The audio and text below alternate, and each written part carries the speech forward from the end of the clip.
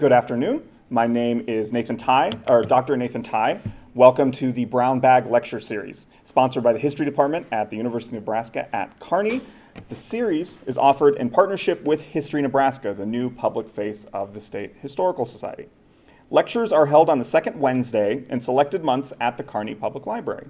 A schedule for this series, as well as information about all of the History Department's programs, is available at unk.edu/academics/history. Learn more about History Nebraska and our programs and services at historynebraska.gov. If you're not already a member of History Nebraska, I encourage you to join.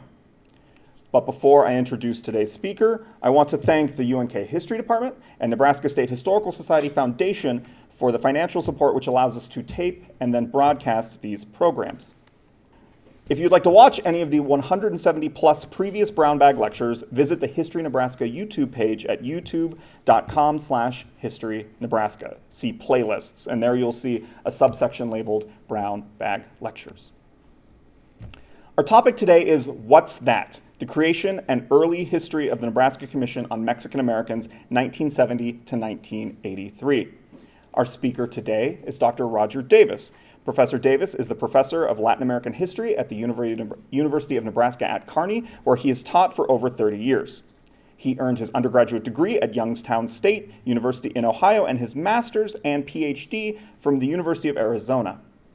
His research interests include the dynamics of state formation in 19th century South America, the intellectual history of Latin America, and hemispheric Hispanic migration. At UNK, he teaches the Latin American Survey course, as well as upper division courses on colonial and modern Latin America, Mexico, and U.S. Latin American relations, as well as a course on Hispanic immigration and the Americas. His presentation today is a synopsis of 3 articles he has published in Nebraska History on the formation and early history of the Nebraska Commission on Mexican Americans. And just to let you all know about asking questions, Professor Davis prefers that you wait until the end to have any questions. Welcome me in joining Dr. Davis. Thank you. Oh, thank you. And I'm so glad to see you. Thank you for being here this afternoon. Here we go. Okay, what's that? The creation and early history of the Nebraska Commission on Mexican Americans. Okay, so in the spring of 1972, the legislature of the state of Nebraska created the Nebraska Commission on Mexican Americans with LB 1081. And so we have a basic question to ask about that. And that is, why did they do it? And what is it? There are 3 reasons why the Nebraska Commission on Mexican Americans comes along. One reason is demography, a second reason is community, and a third reason is leadership. We want to take a quick look at these reasons for the creation of this organization. With regard to demography, from the Mexican Cession of 1848 up to around the 60s, 70s, the Hispanic population, most principally the Mexican American population of the United States, grew dramatically, 100,000 up to over 3.5 million. And Nebraska was not exempt from this pattern of demographic growth. Nebraska Mexican American population in 1930 registered about 3,000. By 1970, registered at 28,000. And by all accounts, that's probably a very low number, so it's probably more up like 30, maybe even 32,000. Mexican American populations were drawn to the state for sugar beet farming and labor in the west, and to work in the rail yards and the packing houses in the east in Omaha. And so in terms of demography, this population was a growing population, a larger number of people in the state. Out of those numbers, something interesting emerged, and the thing that emerged that's interesting is community. So demography, here's our statistics, but those statistics are humans, and they end up getting together and doing interesting things. And in this case,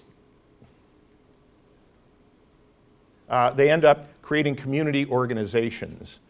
Community organizations for Mexican American communities from the 1930s on included early mutual societies, or mutualistas, which were societies, sort of informal societies to get together to provide insurance, to provide social support, help organize civic events and celebrate holidays. So we have some of those that emerge across the state of Nebraska. In 1948, there's a national organization known as the American GI Forum.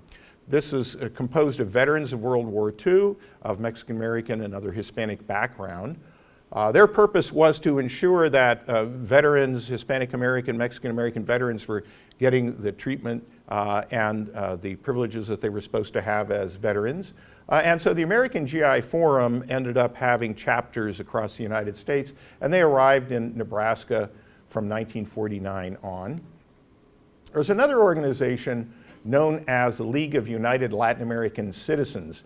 This organization was actually founded a little earlier than the American GI Forum, and originally was formed by veterans from World War I. Veterans do these things, I guess. But over the years, it became more of an organization that was populated by businessmen, and they focused a lot initially on assimilation, as well as supporting sort of ethnic identity, and ultimately ended up arriving in Nebraska as part of a LULAC program for employment and resource development in a program known as SER, or S-E-R. Another part of the community emergence had to do with churches. And so not surprisingly, we have in this case Our Lady of Guadalupe Church, one in Omaha, one in Scottsbluff, the Omaha one earlier, the Scottsbluff one later, and there are others scattered across Nebraska too. So there's a religious infrastructure of community. So we have the numbers growing, demographic growth, we have community emergence, and out of this community gathering, we get leadership.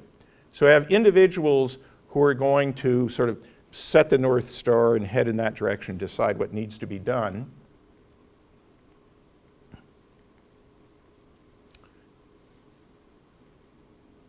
Okay, so our first, a lot of folks involved in this, but there were a few who stand out. And the first individual that stands out is Reverend Robert Navarro. Reverend Navarro is a minister of the Gethsemane Lutheran Church in Omaha. He arrives in Omaha in the late 60s. He's in the community for maybe 4 or 5 years, but he's a pretty dynamic individual. He arrives at a time when the Chicano movement was just emerging and getting active in the state. Chicanismo, the Chicano movement, was focused primarily on the younger generation and particularly an awful lot of Vietnam vets who became part of that movement. This was a movement to emphasize cultural heritage, to emphasize community and connection between the Mexican American community individuals, and also to be a challenging voice to face authority with regard to discrimination, and to make sure that the silent Chicanos want into the melting pot, so they get seen and heard. Navarro gets involved with this movement through education. In the high schools, the speaking of Spanish is discouraged, if not outright banned. And so Spanish-speaking students are frustrated with that. They're frustrated with the fact that there aren't really classes or opportunities offered for them to learn much about their cultural heritage. And so they want to find a space both to use their language and also to study their past. And Navarro helps in this effort by securing locations in churches to begin what will become known as Chicano cultural centers. That's in Omaha. Meanwhile, out in Scottsbluff, on the other side of the state, this gentleman, Sam Franco, gets involved. Franco is a veteran of World War II in the Navy. He came out of the Navy, went back to Scottsbluff, served as a radio personality for a number of years before going into business. Franco agreed with Navarro that there should be Chicano cultural centers around to provide that welcoming and encouraging space. And so he worked on the establishment of one out in Scottsbluff while Navarro's working in Omaha. But Franco had also a different sort of personality in the sense that he was a kind of process person. He thought that the state should be more aware of and conscious of the Mexican-American population of the citizenry. And he was pretty sure that that wasn't happening. So he went to another one of our leaders, Senator Terry Carpenter. Now, Terry Carpenter was a flamboyant character who was in the UNICAM for a long period of time. And Franco went to Carpenter and said, gee, I think the state agencies, I'd like to know whether they even know we're out here. Are they gathering information on the Mexican-American community? Do they know the needs of our community? And so I'd like you to, as a senator, maybe ask the agencies to give you information. In typical Carpenter fashion, Carpenter grabbed a dozen sheets of letterhead blank stationery, signed them all, handed them over to Franco and said, you find out. So Franco sent around a dozen of these letters, all under the signature of Carpenter, and found out he was absolutely right. State agencies wrote back saying, we don't gather data, we don't have that material or information, we don't have any particular programs. And Franco had the ear of another individual here. Okay, so Franco is going to speak to Exon. Exon is a candidate for the governor, and when he heads out to the west to campaign, Franco is going to drive him around, take him to his meetings. And while he does that, he chats with him and says, look, I'm finding out that the state doesn't know hardly anything about Mexican-American community, about what our needs are. And, you know, if you get to become governor, maybe we can do something about this. And Franco recommended that as governor, maybe Exon could set up some sort of a committee to look into all of this. Well, Exon does win election. He does become governor. And so in November 1971, he follows up on a promise to Franco to do something and appoints 6 people to an advisory board to the governor.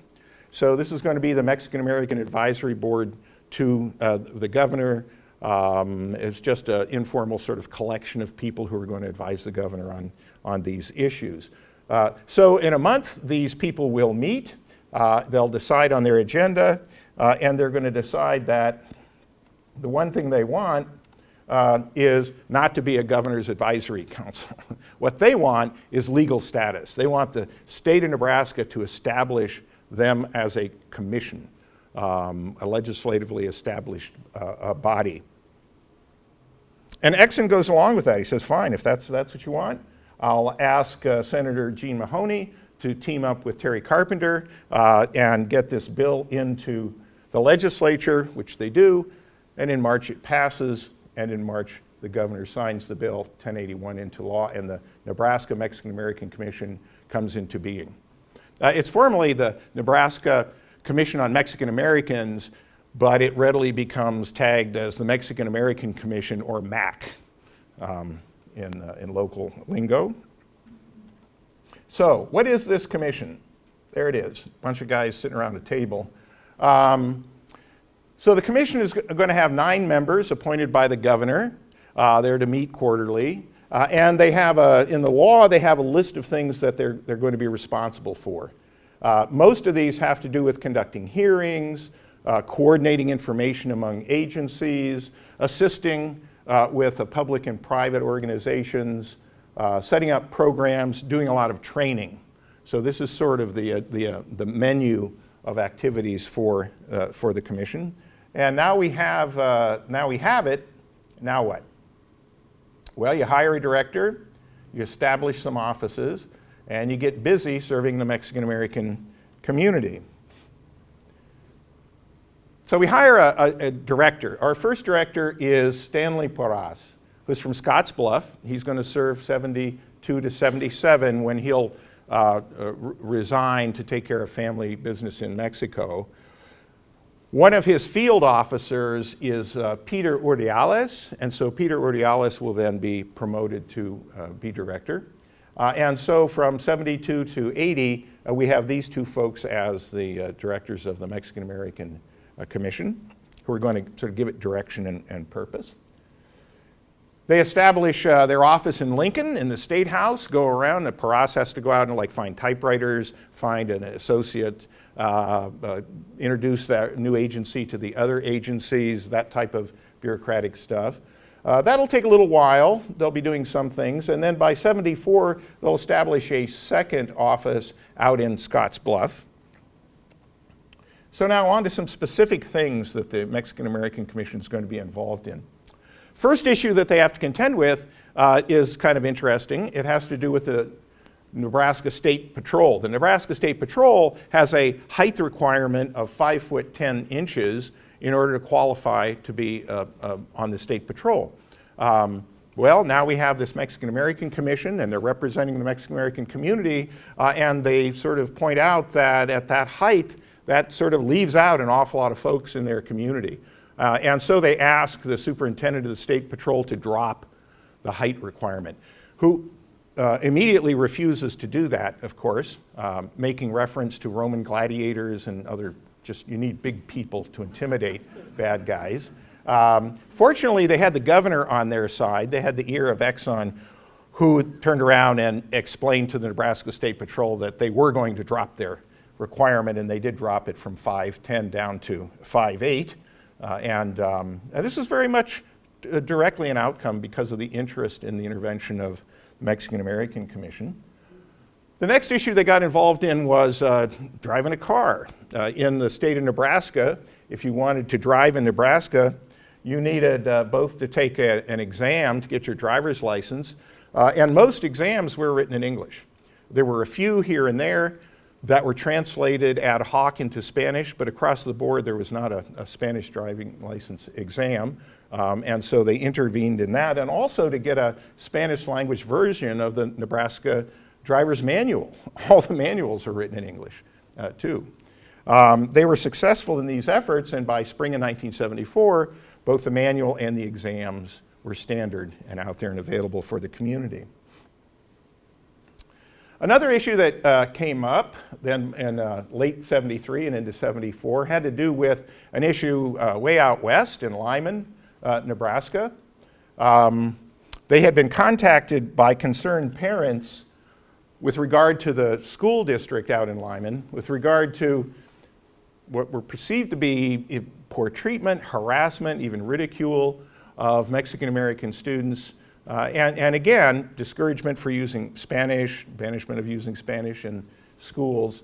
And all of this was translating into a very high dropout rate for Mexican-American students. So the community, the parents wanted somebody to look into this. The Mexican-American Commission's around, they contact them and say, can you come out and take a look? And they do. The MAC hosts public hearings in May of 1974. They have the superintendent there. They have people from the school board, community members. They all get the opportunity to explain their concerns. The Mexican-American Commission gathers all that up and ultimately will publish a report which gets a lot of attention in the state and also goes back to the public school district, recommending hiring bilingual and bicultural teachers and counselors, terminology of the time, implementing cultural training for educational personnel, and establishing a community advisory committee, particularly a community advisory committee including Mexican Americans in the region, to sort of keep an eye on things. So the Mexican American Commission's out there pretty busy, and then they get involved in another topic, one of some significance with regard to migrant workers. So through Nebraska, there are about 12,000 annual migrant workers.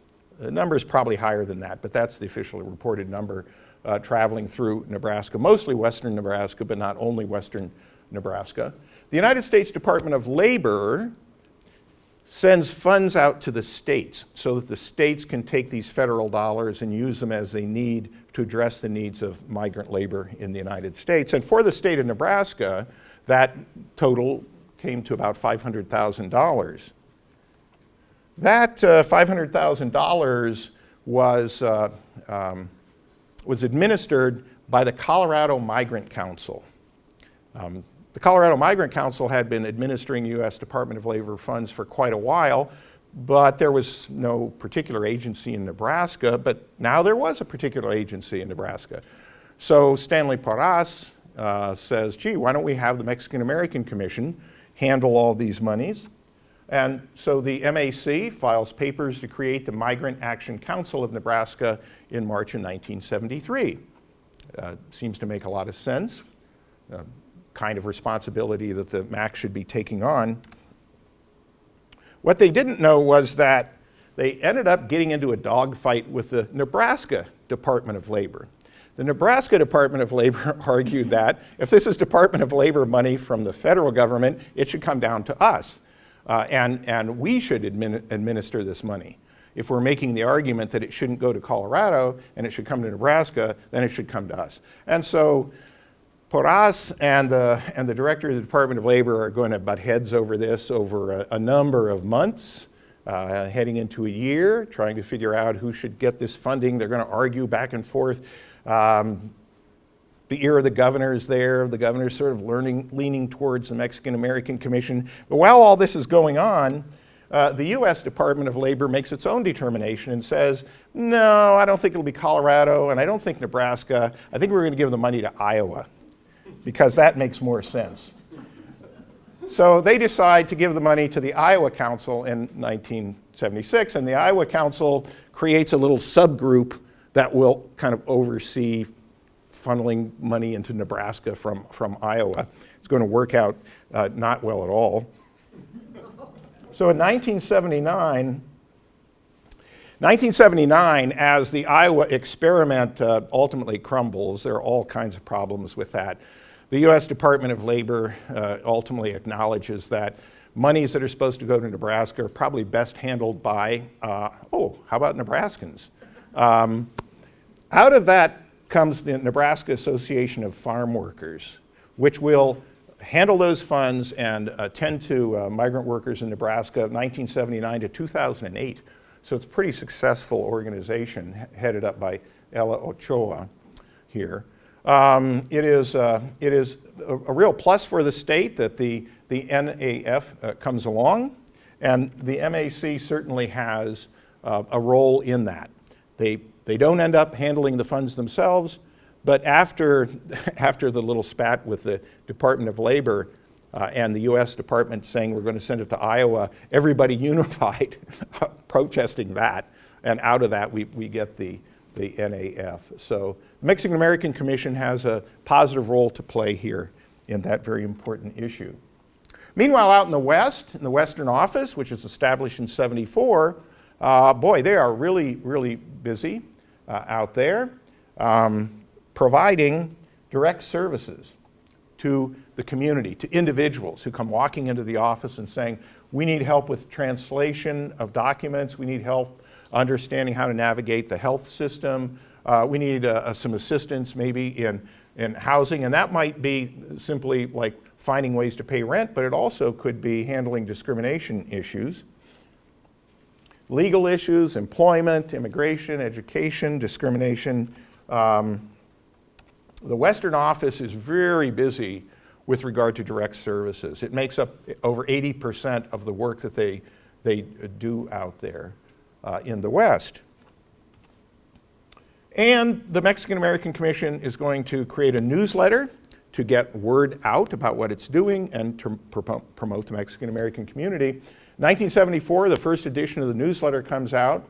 It's very interesting. There's a state in Nebraska, and we have the cactus with the eagle, which comes from the Mexican flag, and it relates back to the Aztecs and to sort of an indigenous heritage.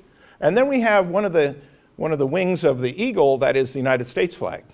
So we have Nebraska, we have the United States, we have the Mexican-American community sort of all put together in this symbol that changes around 1974, early 75, when Peter Urdiales, who is not yet director but is editor of the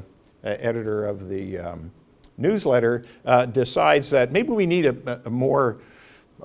kind of more aggressive looking picture here to really be a voice for the community. So now we have the Chicano eagle fighting for justice. And let's up the game and do this too. So by 1975, this becomes the formal logo for the Mexican American Commission for their newsletter. Here we have very prominently, a rather challenging looking eagle staring out at us saying, yeah, bring it on, we're going to take care of things. And a slogan added, which is a statement from Emiliano Zapata coming out of the Mexican Revolution. It's better to die on your feet than to live on your knees. The message is pretty clear, certainly across the community. And for the Mexican American Commission, they're feeling pretty good by 76, 77. They've done an awful lot, quite a bit of success with their program.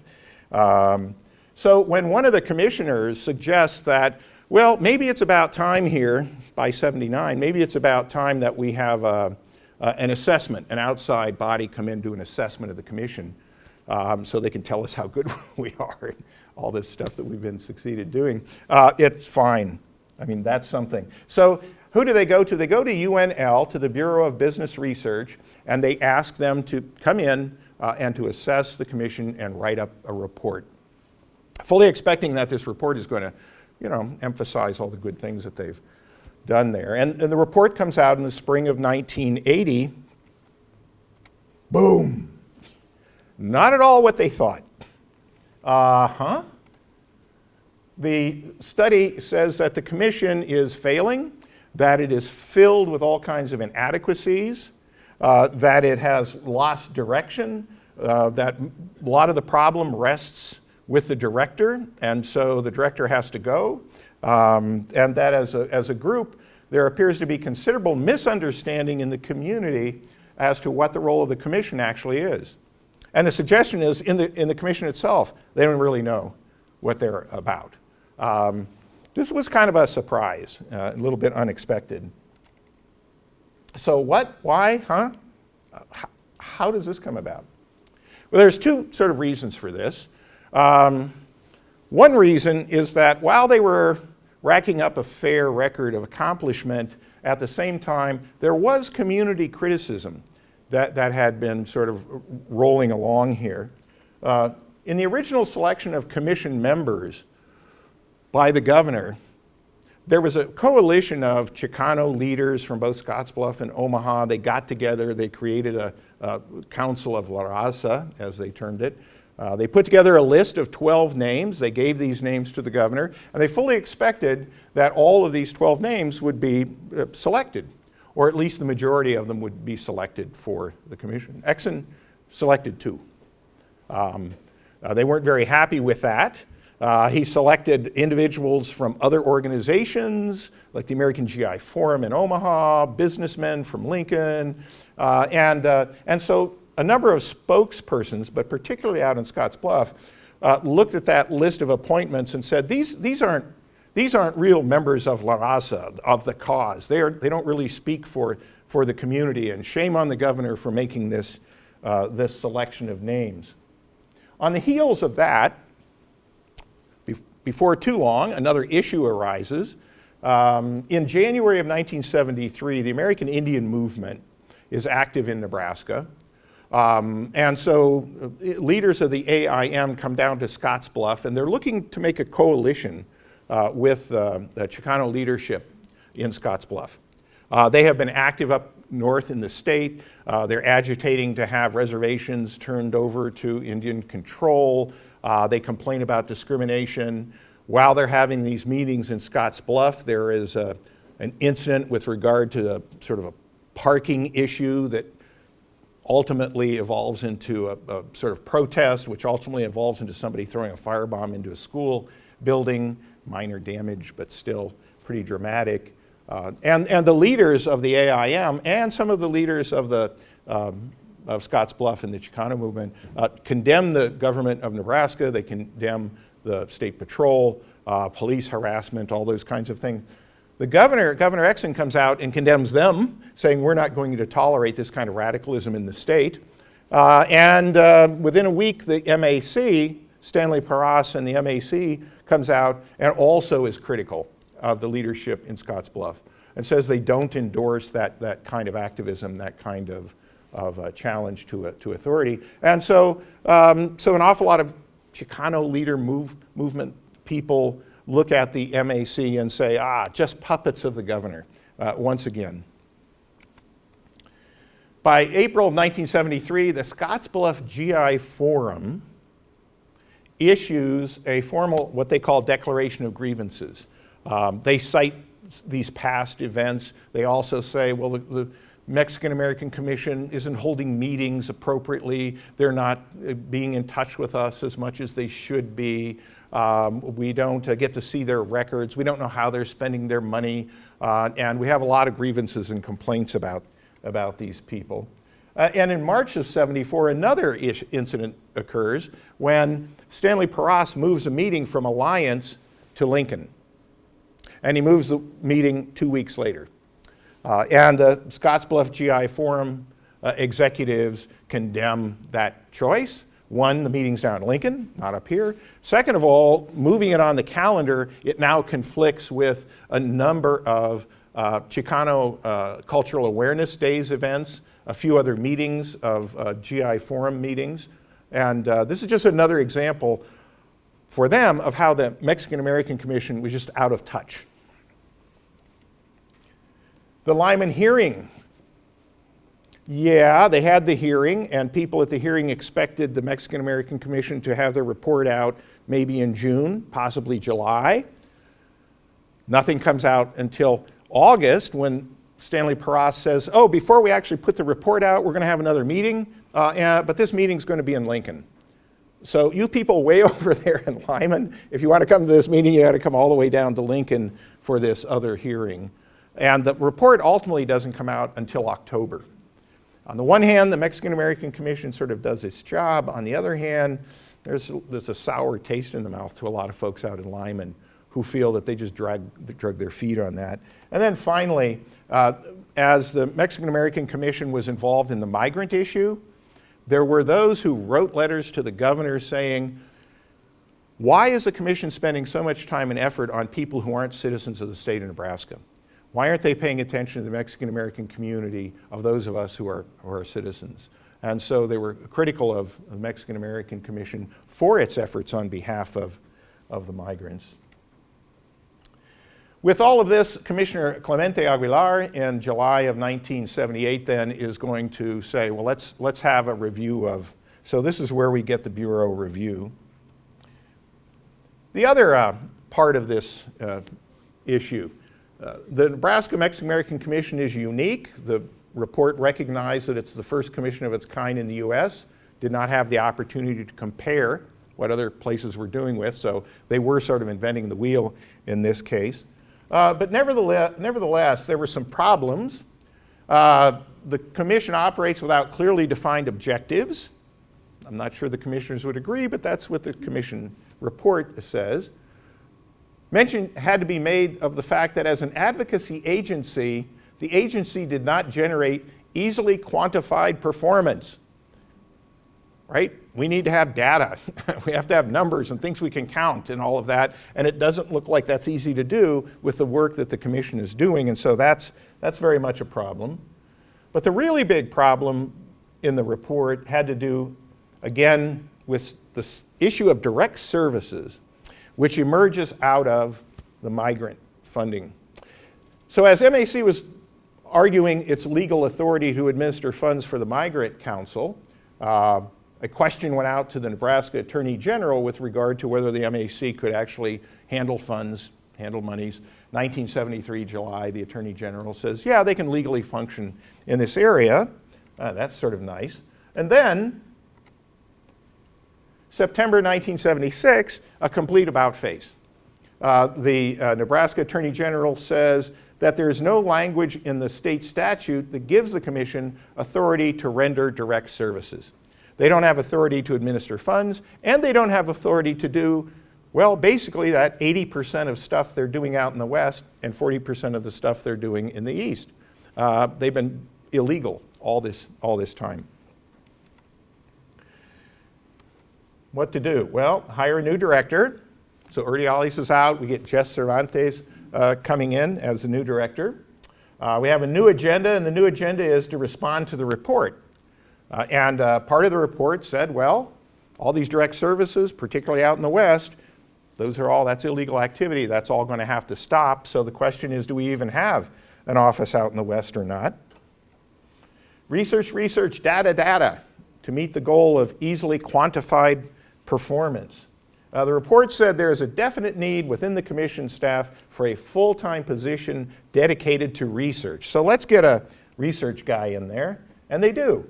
The commission's going to hire N. Stephen King, a professional researcher. He'd been working with the UNL Division of Archaeological Research. He just finished a big project. He had excellent credentials. The commission hires him to come over to be the researcher for the Mexican-American Commission. And they begin the process of what they need to do. First step, close the Western office, which turns out to be a fiasco. Nobody in the West wants the office closed. I mean, we'll yell about the commission, but the Western offices have been doing 85% of all this stuff. So no, don't close the Western office. So out in the West, Texas or Nebraska town of Scottsbluff, the citizens go to their new senator, William Nickel, and say, please do something to make sure that the Western office doesn't get closed. And he says, fine, I'll do something. I'm going to look into this report. I'm going to look at the Mexican-American Commission. I agree with the report that it gets low marks. It's not a very good commission. So I'm going to offer LB 294. LB 294 will get rid of the Mexican-American Commission as a legislatively mandated agency and replace it with essentially another board to report to the governor. No longer an independent body. And so maybe that would be a good thing.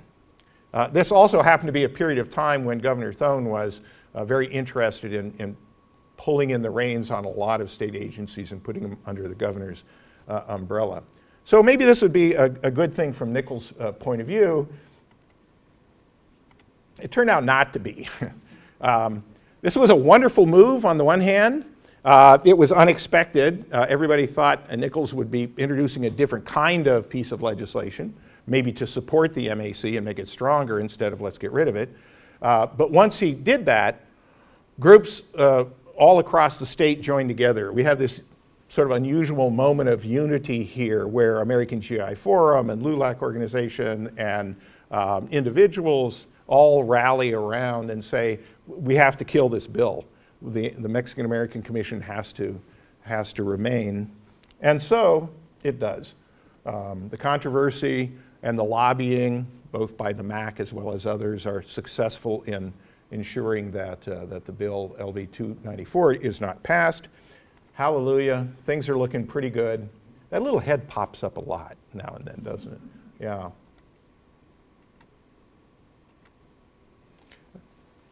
Wow, just when things look like they were going pretty well, the new director, Cervantes, turns around and fires N. Stephen King. Now, normally it'd be like, well, so what? He's the director of the agency, so he fires somebody. This got a lot of attention, The reason for it, October of '81, the Nebraska Treasury is in bad shape. They call a special session of the UNICAM. They tell all state agencies, look at your budgets, you're going to have to cut stuff. So in the Mexican-American Commission, Stephen King takes a look at the budget, works up a budget proposal, works with other members of the office to bring this forward. In the process of doing that, however, Jesse Cervantes feels that he's usurping the authority of the director, that he's the one should be putting together whatever the recommendations for budget should be. So there's a sense of, as Cervantes said, it was a matter of who's going to run this agency. And the commissioners agreed with him and reinstated King and fired Cervantes. And there were a lot of people, interestingly enough, who were sort of happy about that, particularly out in the West about. So Cervantes is out. What does this all mean? What does it represent? What's going on? What's happening is that the MAC is being transformed. It's becoming a different kind of organization now. And King has a key role in this, in bringing in a new kind of culture, new kind of process, and a new kind of bureaucratic design to the Mexican American Commission. There will be data. There will be research. There will be quantifiable materials to show what the Mexican American Commission is doing. And so what now? New director, Rudy Perales. Rudy Perales comes in as the new director and is a very interesting individual. He had been deputy director of the Nebraska Technical Assistance Agency, director of the Nebraska Department of Aeronautics, been appointed by Governor Exon to that, had served as a lobbyist for the Nebraska Aviation Trade Association. So he was, you might say, a kind of insider. He knew how government worked. He knew how the bureaucracy worked. He was a good pairing with N. Stephen King in terms of setting the Mexican American Commission on a good footing as an effective bureaucracy. And as he explained himself, he's a middle-of-the-roader who can identify with both the activist and the establishment Mexican-American people. And I believe I have shown that I can deal with the rest of the community too, and it's very much the case. He lobbied with both Senator Nichols from Scotts Bluff and new Senator Karen Kilgaren of Omaha to address the issue of direct services, which was sort of the big thing. They held public hearings.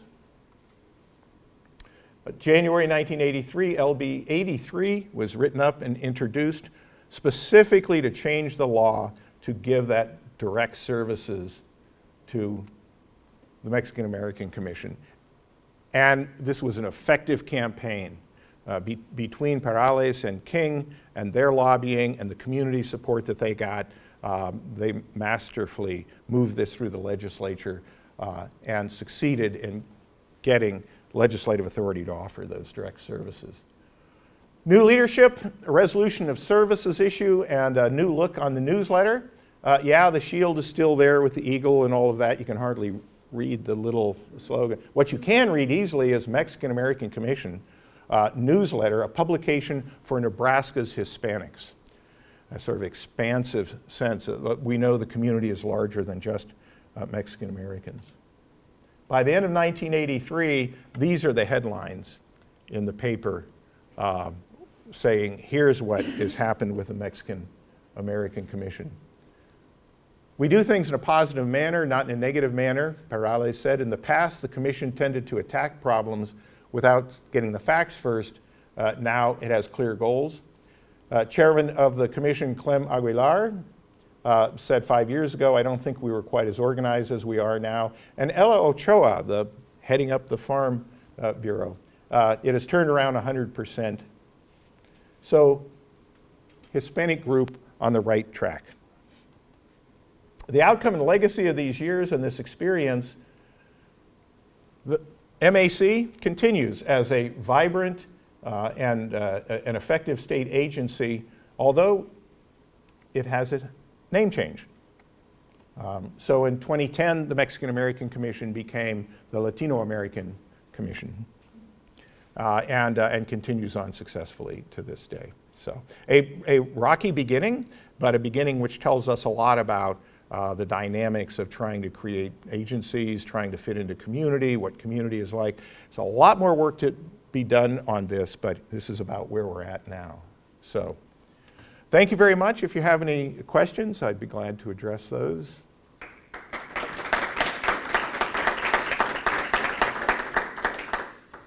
That $500,000 that was supposed to go first to Colorado and then to Iowa and then to Nebraska, was it divvied up?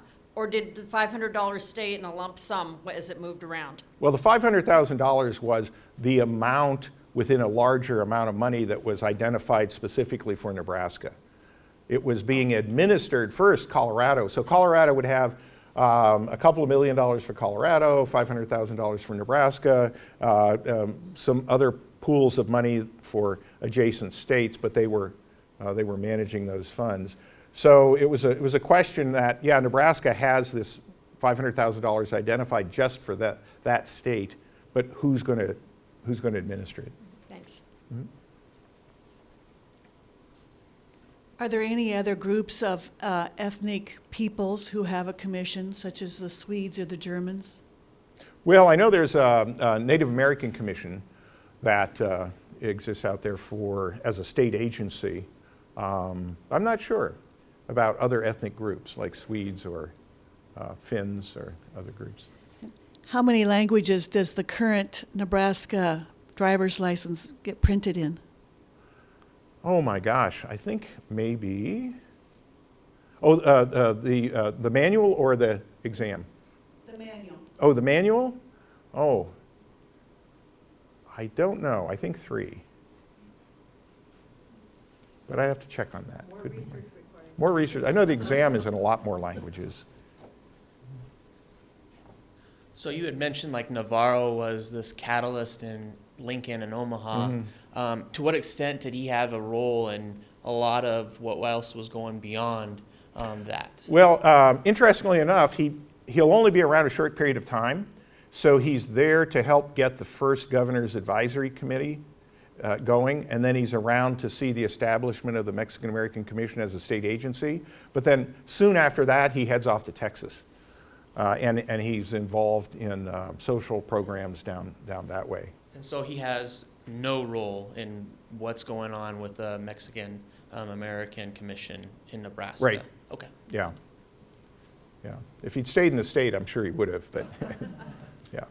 Dr. Davis, thank Hi. you very much for your wonderful presentation. What is the percentage of the Hispanic population in Nebraska currently, do you know? Oh gosh, currently I think it is at around 19%, maybe a little higher than that. And the Nebraska Latino Commission, as it is today, how have the services and their goals and everything expanded since the 80s? What are they into that they weren't back in the day? Well, programming has certainly expanded exponentially, and particularly since its rebranding and the real efforts to see the Hispanic community in Nebraska as more than just the Mexican-American community. So there's a wider array of programming, social programming, offering direct services in terms of information, and direct assistance to individuals for whatever needs they might have. And there's a lot more going on with regard to the commission having been accepted into the community of state agencies as a legitimate commission and as one that deserves its budget and its personnel. Mm-hmm. How are other Spanish-speaking and Latinx communities being served by the Mexican-American Commission, like in the time period you're looking at? Well, the the time period I'm looking at,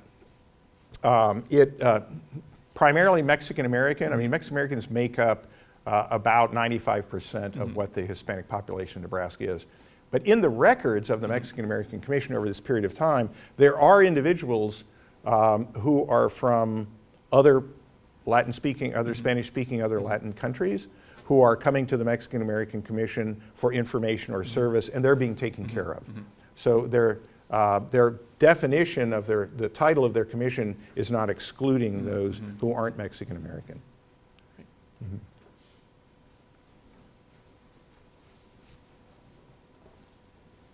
In the early years that you described, it sounded like most of the population they were serving were migrant laborers. How did that change as maybe it shifted from serving migrant laborers to a more year-round residential population? Well, the migrant laborers caught a lot of the attention, partly because it was a national issue, but also because of money involved and because of the interagency fighting there. But the Mexican-American Commission, in terms of the community of people that it was serving, particularly in direct services, an awful lot of these folks were not migrant labor, not part of that population. So in a strange kind of way, for the complaints that were coming up, it was actually reaching out and doing a pretty good job of making contact. The story is incredibly more complex than I have time for here, but there were those where they were successful quite often, particularly in Omaha. There were those who didn't like that activity in the sense that we're trying to build a Chicano awareness center here. We want to run programs, and we're fearful that if the Mexican-American community sort of catches everybody's eye, it becomes the agency that's going to do things that maybe it's competition that we don't want. And so there's that kind of dimension to it also. And now that you keep answering questions, I developed another one that had come about. You had talked a lot about all these changes that are going on after this report has written. And I'm wondering also, how much do these racial prejudices that are fueling some of these angsts in these politics at this time? Oh, yeah, that's a whole story there that's in the journal articles that I just can't do everything. But part of Nichols' bill and part of what's going on by the time of the report is there is a political voice that's emerging saying that advocacy agencies are not necessary any longer, that the regular agencies that exist, like the Civil Rights Commission, et cetera, should be fine. And in fact, we need to get rid of these. So there's actually a movement that starts to emerge in the 80s, early 1980s and into the mid-1980s, to do two things. One is shrink the size of government, and partly we can do that by getting rid of advocacy agencies and special agencies. And so there's that tension's in there also. Mm-hmm. I'm from Mitchell, Nebraska, close to Scottsbluff. Mm-hmm. So I remember as a teenager maybe, the discussions around our dinner table about how this commission could help Mexican people, especially to lift up their culture. Mm-hmm. And after the commission came into being, there was a lot of classes to learn how to do Mexican ballet, and we met in the halls in Scottsbluff on 9th Street for big dances and all kinds of cultural awareness things. And for a while, my parents thought it was a very good thing, and they did sour on it later, thinking that Omaha was taking over, and maybe even that the Mexican people, as they say, were becoming too white, and they were not serving us well. Yeah, yeah, So. very good point, a good observation, and it's a theme that we didn't quite present here, but it's certainly going on in the Mexican-American community, and certainly part of the Chicano moment also was the threat of assimilation. I mean, in our community, should we be assimilating, or should we be doing more to protect our language and our culture? And there was also generational division. Those who were associated with LULAC and those who were associated with the GI forums, who were World War II veterans, were very invested in, if not assimilation, but they were very invested in the demonstration of good U.S. citizenship and fitting in. And that didn't always set well with the Vietnam veteran crowd and the younger group who were more interested in wanting to challenge authority to become more inclusive and to challenge prejudice. And so there's a lot of division within the Mexican-American community. And you're right, too, a regional sort of division, a sense that what do the people in Omaha know about what's going on out here? And so, man, when Porras moves that meeting from Alliance back to Lincoln, I mean, that just is, it's like, how could you do that? you know what that's going to look like. I mean, it's just, you just don't do that, and he did it. I was like, terrible thing to do. So, other questions or comments? Okay, this is the tip of an iceberg, so we are hoping that we're going to get a lot of students may be interested in a variety of these topics and start digging into it. We need histories of the American GI Forum in Nebraska. We need histories of LULAC. We need a lot more information on Mexican-American communities in Scottsbluff and Minotaur and out in Omaha and over in Lincoln and Grand Island and Kearney. There's just tons and tons of work to do. So this is just sort of the beginning of what we hope will grow to be a really nice long narrative. So thank you very much. I appreciate your attendance today.